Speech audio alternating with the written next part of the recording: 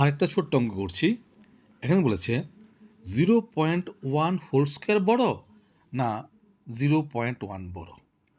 খুব সুন্দর অঙ্কটা, দেখো কেমন করে করছি। আচ্ছা, 0.1 whole square is equal to, এটাকে আমরা যদি ভাঙি, দশমিক ভাঙি, তাহলে কত লিখতে পারি? দশমিক তুলে দিলে 10/1, উপরে কত আছে? Whole square. তার মানে 10/1 কটা আছে? দুটো। 1/10 ইন্টু 1/10, তার মানে কত? 1/10, 10 100, 10কে 10 দিয়ে গুণ করলে 100 হয়।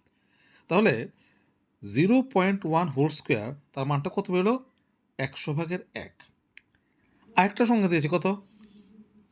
0.1। তাহলে 0.1 আমি যদি দশমিক তুলে দিই, কত হবে? 10/1। আচ্ছা, এখন দেখো, দুটো ভগ্নাংশ আমরা পেলাম। একটা হচ্ছে 100/1, একটা হচ্ছে 10/1। তাহলে কেমন করে বুঝবো কোনটা বড়?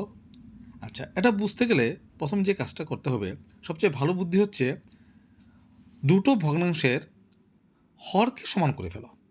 এখন কী করলে হরকে সমান হবে? এখানে হর কত আছে, অর্থাৎ নিচের সংখ্যাটা কত আছে? 100। এখানে নিচের সংখ্যাটা কত আছে? 10। এখন 10কে আমার 100তে কনভার্ট করতে হবে, পরিণত করতে হবে। কী করে করব?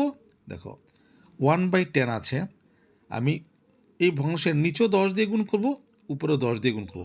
যে কোনো ভগ্নাংশের যখন আমি হরকে গুণ করব, তখন একই সঙ্গে আমার লবকেও গুণ করতে হবে। কেন? তা না হলে ভগ্নাংশের মানের পরিবর্তন হয়ে যাবে। সেই জন্য উপর নিচে একই সংখ্যা দিয়ে গুণ করতে হয়। কারণ 10 কাটাকাটি গেলে আগের সংখ্যাটা আমি ফেরত পাই কি না?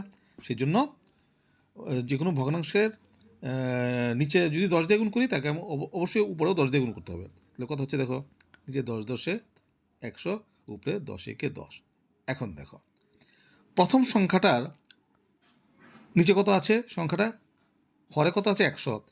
দ্বিতীয় সংখ্যাটার ওর নিচে এখন কত হলো? 100। দুটো ভগ্নাংশেরই হর কিন্তু সমান হয়ে গেল। যেহেতু হর সমান হয়ে গেল, এখন তুমি নিচের সংখ্যাটাকে ভুলে যাও, একদম মনে করতে হবে না। খালি উপরের সংখ্যাটা চিন্তা করো। উপরে কত আছে? 1। এই ভগ্নাংশের উপরে কত আছে? 10। এখন তুমি চিন্তা করো, 10 আর 1-এর মধ্যে কে বড়? অবভিয়াসলি 10 বড়। 10 বড় মানে কি? এই জিনিসটা বড়। তাহলে সুতরাং 0.1 is greater than 0.1 whole square. আশা করি তোমরা অঙ্কটা বুঝতে পেরেছ। খুব সুন্দর অঙ্ক।